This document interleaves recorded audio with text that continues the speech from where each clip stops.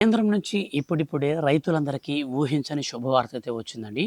రైతుల ఖాతాలలోకి నేరుగా మన యొక్క కేంద్ర ప్రభుత్వం రుణమాఫీకి సంబంధించినటువంటి డబ్బులను విడుదల చేస్తూ ఉత్తర్వులను జారీ చేయబోతుంది. సో, వీటికి సంబంధించిన పూర్తి వివరాలు తెలియచేస్తాను. సో, మన యొక్క కేంద్ర ప్రభుత్వం ఆదేశాల మేరకు దేశవ్యాప్తంగా ఉన్నటువంటి రైతులలో ఎవరెవరు అర్హత సాధిస్తారు? ఈ రుణమాఫీ ఎవరెవరికి వర్తిస్తుంది? ఎవరెవరికి వర్తించదు? ఈ రుణమాఫీ ద్వారా ఒక్కొక్క రైతు ఎంత మేరకు లబ్ధి పొందబోతున్నారు? ఈ విషయాలన్నీ కూడా పూర్తి వివరాలతో సహా నేను మీకు ఈ వీడియోలో క్లారిటీగా అయితే ఎక్స్‌ప్లెయిన్ అయితే చేస్తాను. వీడియోని మీరు స్కిప్ చేయొద్దు. స్టార్టింగ్ నుంచి ఎండింగ్ వరకు పూర్తిగా అయితే వీడియోని చూడండి. అలాగే ఈ వీడియో కింద ఉన్నటువంటి బ్లాక్ కలర్‌లో ఉన్న సబ్స్క్రైబ్ బటన్‌ని క్లిక్ చేసి పక్కనే వచ్చే బెల్ సింబల్‌ని ఆల్ పైన గనక మీరు ట్యాప్ చేస్తే ఏ చిన్న అప్డేట్ వచ్చినా సరే మిస్ కాకుండా అందరికంటే ముందుగా మీరు ఈజీగా తెలుసుకోవచ్చు. మన యొక్క ఛానల్‌లో ముఖ్యంగా రైతులకు సంబంధించి కేంద్ర ప్రభుత్వం నుంచి ఏ చిన్న అప్డేట్ వచ్చినా మిస్ కాకుండా నేను మీకు వీడియో చేసి తెలియజేయడం జరుగుతుంది. ఇక పూర్తి వివరాలు వీడియోలోకెళ్ళి గనక చూస్తే మన యొక్క కేంద్ర ప్రభుత్వం ఎంతో ప్రతిష్టాత్మకంగా రైతులకి సంబంధించి కొన్ని పథకాలనైతే తీసుకువచ్చింది. వీటిలో భాగంగానే మన యొక్క కేంద్ర ప్రభుత్వం పీఎం కిసాన్ సమ్మాన్ నిధి యోజన పథకానికి సంబంధించిన డబ్బులను ప్రతి సంవత్సరం ఒక్కొక్క లబ్ధిదారునికి రూ. 6,000 చొప్పున 3 సమాన వాయిదాలలో తీసుకువచ్చిన పథకం చాలా ప్రాముఖ్యమైనది.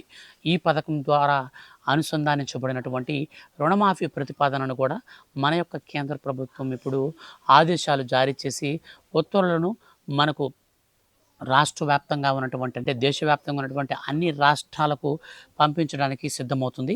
అందులో భాగంగానే ఇప్పుడు మన యొక్క కేంద్ర ప్రభుత్వ ఆదేశాల మేరకు రూ. 1,00,000 వరకు అర్హత ఎవరికైతే ఉంటుందో సో అటువంటి రైతులకు మాత్రమే ఈ రుణమాఫీనైతే చేయబోతున్నారు.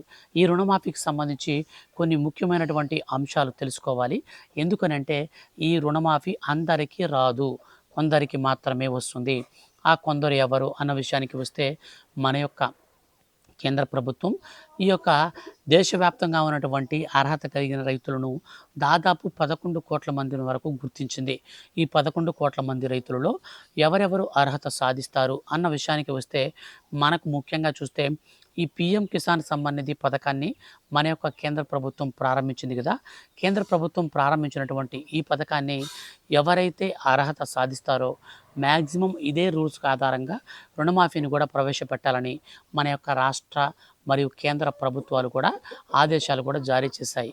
ఇప్పటికే బీజేపీ పాలిత ప్రాంతాలలో రూ. 2,00,000 వరకు రుణమాఫీ అమలు చేస్తున్నటువంటి ఈ యొక్క బీజేపీ గవర్నమెంట్ ఇప్పుడు తాజాగా కేంద్ర ప్రభుత్వం రైతులకు మరింత మేలును చేకూర్చే విధంగా వారి యొక్క రాబోయేటువంటి ఎన్నికల్లో ఏకధాటిగా గెలవడం కోసం రుణమాఫీ ప్రతిపాదన తీసుకురాబోతుంది. ఈ రుణమాఫీకి సంబంధించి ఏ విధంగా మనకు అప్లై చేస్తారు అన్న విషయానికి వస్తే కేంద్ర ప్రభుత్వం ఇప్పుడు ఏ విధంగా అయితే పీఎం కిసాన్ సమ్మాన్ నిధి యోజన పథకాన్ని మనకు కేంద్ర ప్రభుత్వం డబ్బులు విడుదల చేసినప్పుడు రాష్ట్ర ప్రభుత్వం వెంటనే మనకు విడుదల చేస్తుంది. సో సేమ్ అదే విధంగా మధ్యవర్తులు లేకుండా నేరుగా డైరెక్ట్ బెనిఫిషియరీ ట్రాన్స్ఫర్ డీబీటీ పద్ధతిలోనే ఈ యొక్క రుణమాఫీకి సంబంధించి కూడా డబ్బులను విడుదల చేయాలని మన యొక్క కేంద్ర ప్రభుత్వం తీర్మానించింది. అయితే ఈ రుణమాఫీకి సంబంధించి కొన్ని సరికొత్త మార్గదర్శకాలను కూడా అయితే విడుదల చేయబోతుంది. ఈ సరికొత్త మార్గదర్శకాల విషయానికి వస్తే ముఖ్యంగా చూస్తే 5 ఎకరాల కంటే భూమి ఎక్కువ ఉన్నవారికి ఈ పథకం వర్తించదు. ఇది చాలా ఇంపార్టెంట్ అనమాట. 5 ఎకరాల కంటే మీకు భూమి ఎక్కువ ఉంటే ఈ పథకంకి మీరు అర్హులు కాలేరు. 5 ఎకరాల కంటే తక్కువ ఉండాలి. అండ్ ఇంకొక విషయం ఏమిటంటే కుటుంబంలో ఒకరికంటే ఎక్కువ మంది రైతులు ఈ యొక్క పథకానికి దరఖాస్తు చేసుకుంటే వారికి కూడా ఈ స్కీమ్ వర్తించదు. కేవలం కొంతమందికి మాత్రమే అంటే కుటుంబంలో ఒకరికి మాత్రమే వర్తిస్తుంది. 2-3 రైతులు ఉన్నటువంటి కుటుంబీకులందరికీ కూడా ఈ పథకం వర్తించదు. ముఖ్యంగా ఈ పథకం వచ్చేసి 2019 ఫిబ్రవరి నెల తరువాత ఎవరైతే ఈ యొక్క భూమిని కుటుంబంలో ఎవరైనా సరే రిజిస్ట్రేషన్ అనేది కొనుగోలు చేసి ఉంటారో అటువంటి వారికి కూడా ఈ పథకాన్ని నిలిపివేస్తున్నారు. అంటే మీరు వేరే వాళ్ళ భూమి కొంటే ప్రాబ్లం లేదు, కానీ మీ కుటుంబంలో ఆల్రెడీ బెనిఫిషరీ ఉండి అంటే ఆల్రెడీ బెనిఫిట్ పొందుతున్నటువంటి వ్యక్తి ఉండి మళ్ళీ మీ కుటుంబంలో మీ అన్నో తమ్ముడో లేదంటే మీ వైఫో మీ పేరు మీద మళ్ళీ మీరు భూమి కొన్నారనుకోండి, సో, అప్పుడు మీకు ఖచ్చితంగా ఈ స్కీమ్ వర్తించదు. ఒకే కుటుంబంలో ఇద్దరు రైతులు ఉండకూడదు. ఇంకొక చాలా చాలా ఇంపార్టెంట్ అయిన అప్డేట్ ఏంటంటే, ఎవరైతే ఈ యొక్క పీఎం కిసాన్ సమ్మాన్ నిధికి ఈకేవైసీ పూర్తి చేసుకొని ఉంటారో, అటువంటి రైతులకే మొట్టమొదటిగా ప్రయారిటీ ఇస్తామని మన యొక్క కేంద్ర ప్రభుత్వం ఖరాఖండిగా తేల్చి చెప్పింది. సో, కాబట్టి మీరు ఈకేవైసీ కాకుండా ఉంటే దయచేసి పూర్తి అయితే చేసుకోండి. ఇక తర్వాత అప్డేట్ విషయానికి వస్తే, మన యొక్క కేంద్ర ప్రభుత్వ ఆదేశాల మేరకు ఎవరైతే ఈ యొక్క రైతు గుర్తింపు నమోదు సంఖ్యకి అప్లై చేసుకొని ఉంటారో, రైతు గుర్తింపు నమోదు సంఖ్యని కలిగి ఉంటారో వారికి మాత్రమే ఈ స్కీమ్ వర్తిస్తుంది. లేకపోతే ఈ స్కీమ్ వర్తించదు.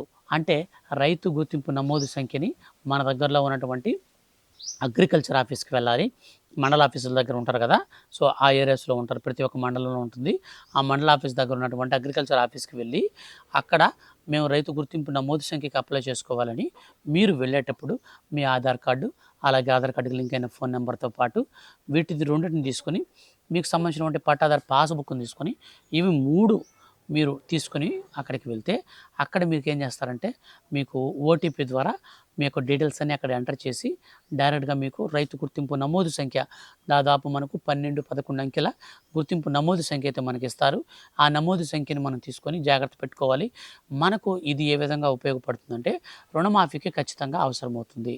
అండ్ రుణమాఫీతో పాటు మనకు రుణమాఫీతో పాటుగా మన యొక్క దేశవ్యాప్తంగా ఉన్నటువంటి రైతులందరికీ కూడా చాలా చాలా ప్రాముఖ్యంగా చూసుకున్నట్లయితే, ఈ రుణమాఫీతోనే కాకుండా నేరుగా ఏదైతే మన యొక్క కేంద్ర ప్రభుత్వం అమలు చేస్తున్నటువంటి, లేదా రాష్ట్ర ప్రభుత్వాలు మనకు అమలు చేస్తున్నటువంటి ఇన్పుట్ సబ్సిడీ అమౌంట్ కావచ్చు, పీఎం కిసాన్ సమ్మాన్ నిధి యోజన పథకం కావచ్చు, అలాగే ఎరువులు కావచ్చు, విత్తనాలు కావచ్చు, పంట నష్ట పరిహారం కావచ్చు, ఇవన్నీ కూడా మనకు వన్ బై వన్గా మన యొక్క కేంద్ర ప్రభుత్వం నుంచి, రాష్ట్ర ప్రభుత్వం నుంచి మనకు అమలైతే చేస్తారు. ఇది చాలా ఇంపార్టెంటు. ఇది గుర్తుపెట్టుకోండి. కాబట్టి మీరు రైతు గుర్తింపు నమోదు సంఖ్యకి 100% అప్లై చేసుకోండి. ఇక మనకు ఈ పీఎం కిసాన్ సమ్మాన్ నిధి పథకానికి సంబంధించి ప్రెజెంట్ ఇస్తున్నటువంటి ఏదైతే 6,000 రూపాయలుందో, దీన్ని కూడా ఈ రుణమాఫీ అనేది మనకు ప్రతిపాదించిన తర్వాత అనంతరం పెంచే యోచనలో మన యొక్క కేంద్ర ప్రభుత్వం ఉన్నట్లు ఉత్తర్వులు కూడా జారీ చేసింది. సో, కేంద్ర ప్రభుత్వ ఆదేశాల మేరకు అర్హత ఎవరికైతే ఉంటుందో అటువంటి వారందరికీ, ముఖ్యంగా మన యొక్క కేంద్ర ప్రభుత్వం అంటే ముఖ్యంగా చూసుకున్నట్లయితే ఇప్పుడు పీఎం కిసాన్ సమ్మాన్ నిధి యోజన పథకానికి సంబంధించి ఎవరైతే ఎలిజిబిలిటీ సాధిస్తారో అటువంటి రైతులు ఎవరైతే ఉన్నారో, దాదాపు 11 కోట్ల మంది రైతులు ఉన్నారు పీఎం కిసాన్‌కి అర్హులైనటువంటి వారు. వాళ్ళలో కేవలం 9 కోట్ల మందికి మాత్రమే వర్తిస్తుంది. ఎందుకని అంటే, ఇప్పుడు నేను చెప్పాను కదా! ఒకే కుటుంబంలో ఎక్కువ మంది రైతులు ఉండడం, అలాంటి సమస్యలు. ఇక మనకు మెయిన్ రూల్ ఏంటంటే, మనకు ఈ రుణమాఫీ వర్తించాలి అంటే ఖచ్చితంగా ప్రతి సంవత్సరం కూడా సకాలంలో రెన్యువల్ చేసుకుంటూ ఉన్నటువంటి రైతులకే ఇది వర్తింపజేసేలాగా, వాళ్ళకి చేయూతనిచ్చేలాగా. అంటే కొంతమంది రైతులు ఏం చేస్తారంటే 2 ఇయర్స్‌కి ఒకసారి దాన్ని రెన్యువల్ చేస్తారు.